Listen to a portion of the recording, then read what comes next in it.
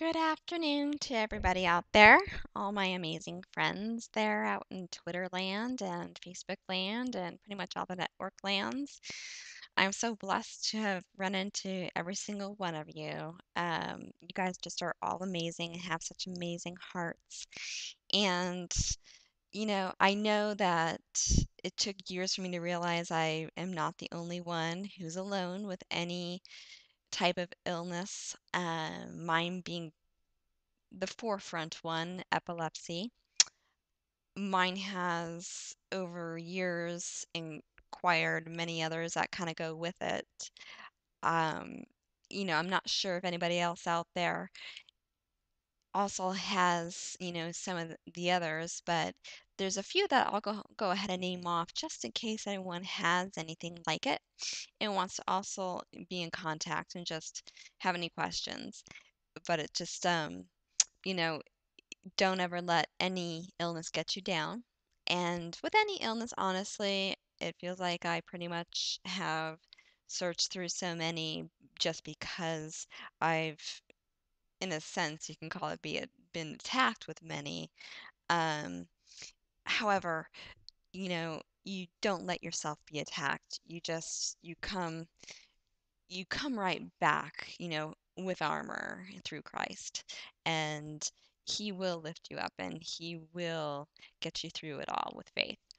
And so, other than epilepsy and going on my third brain surgery, we'll just start with something simple, which is called restless leg syndrome. And it's not as simple for me because restless leg syndrome is kind of torturing. You just, when at nighttime, when you go to sleep, you try to at least, you cannot control your legs from needing to move and move and move and move. So therefore, you can't fall asleep. And if I can't fall asleep, which I require sleep, then I'm going to be looking into seizures the next day. So it's a real flip of the coin on that one for me. So I definitely had to go to a neurologist in regards to restless leg. The oddity on that one is that I don't absorb many different nutrients and vitamins well, and it winds up being that a great reason for mine is iron.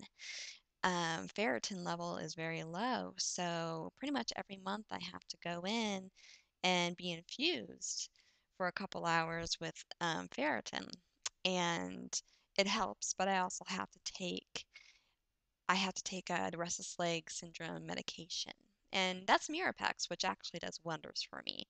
And oddly enough, it does actually worsen once again, as well as my seizures at that time of the month. So, women out there, just in case you have restless leg, listen to that one and just take maybe just a real glimpse at that and see if perhaps that happens to you too. So restless leg was another that kicked in, and I've had times where my legs were so spastic they had zero control. I was in the ER for actual migraine, and they all stared at me basically like I was demon possessed because my legs literally felt like gravity was pulling, but yet at the same time they were just seizing themselves, not me, but my legs.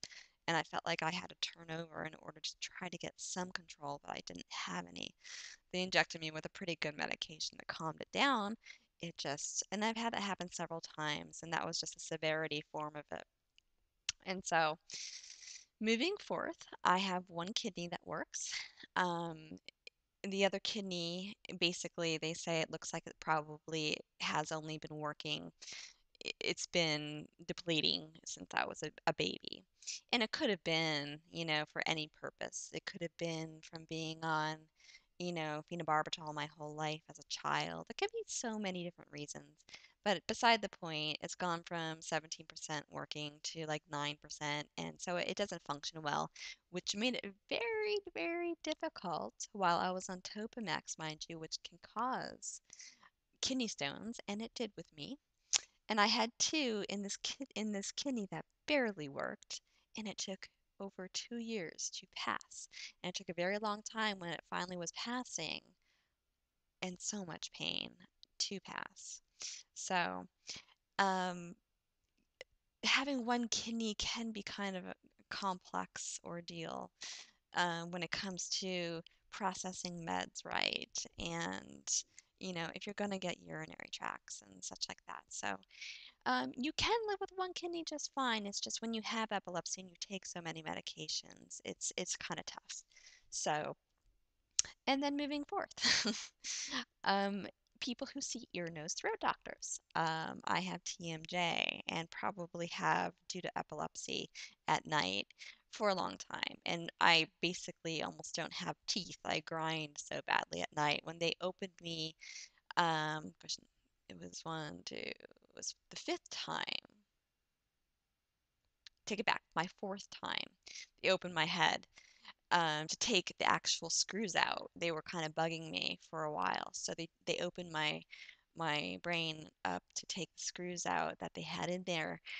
And during that surgery process, they had to put something in my mouth because during the actual putting me to sleep, I just grind, grind, grind, grind, grind. So, and that's a big thing too. Um, it's just amazing, the side effects from the medications you have to watch over and what they can do because I can keep naming off the side effects that have occurred. From brain surgery, I'm very blessed that all my cognitive skills are still here. I can think, I can talk quickly, I can see with full sight, no glasses, no contacts still. So it didn't hurt my eyesight. Medications, you have to be careful before you go to a doctor and get your eyeglasses or your hearing aids. Medications can be the ones that alter them. So always make sure you adjust first before. Another one also is depression. Depression has been a big thing that has entered and exited my life so many times, whether it was from abuse or brain surgery and being abused just after. Being the fact that your brain, when you have epilepsy, it's sensitive. And when you have epilepsy, it can be on the mood side. And so, therefore, you can just be kind of sensitive and it can affect your mood. And I highly recommend seeing a counselor or a psychologist and just feeling out what you need to adjust to and laying out different types of goals and plans and just seeing what it is that can personally bother you and making sure, is it the medication? Is it life? Is it this person? What is it that you need to work around to make sure that you can be happy and don't let epilepsy or anything else that could be bothering you affect your happiness? Because, medications in general for depression aren't the answer. They can definitely help, but um, they aren't the answer. They can help for a while. And otherwise, you need to seek yourself inside your heart through Christ and find through help what is it that's affecting.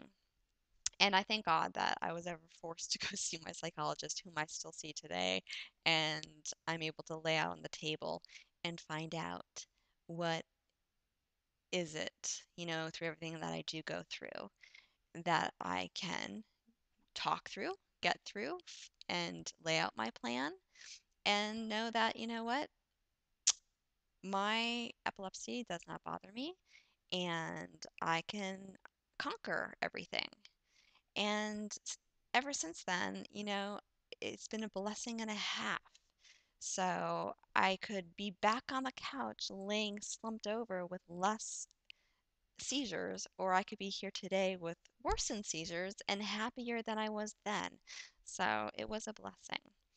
And I have several other medical circumstances I can name off, but um, just I would love it if you came to me with any medical circumstance, but I definitely specialize in epilepsy and would love to just discuss it out with you. And I love the ones who I've been able to and know I've been through brain surgery twice and I'm going to go through a third and I would love to pray for you all and just be there for you with any questions. And I know all the medications. So God bless you all, and I pray your day is fabulous. Have a great one.